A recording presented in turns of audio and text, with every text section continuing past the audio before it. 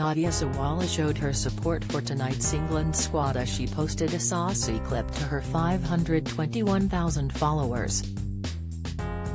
The Loose Women panel member is no stranger to putting her flesh on display as the presenter continues to promote body positivity. Nadia, 58, rocked the St. George's flag in way of a two-piece bikini while imitating a model's similar pose. The ITV favourite flashed the flesh while holding a broom and a shield which showed off the England flag. In the clip, Badil, Skinner, and Lightning Seeds, 3 Lions, footballs coming home, and played in the background. She captioned the post, laughing emoji, "If you can't beat 'em join 'em.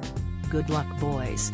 Nadia added the hashtags, #World Cup 2022 #IngFsFra #EnglandFsFrance #2022 World Cup #Doha World Cup #FIFA World Cup 2022 #InStaves Reality #RealityVs Instagram.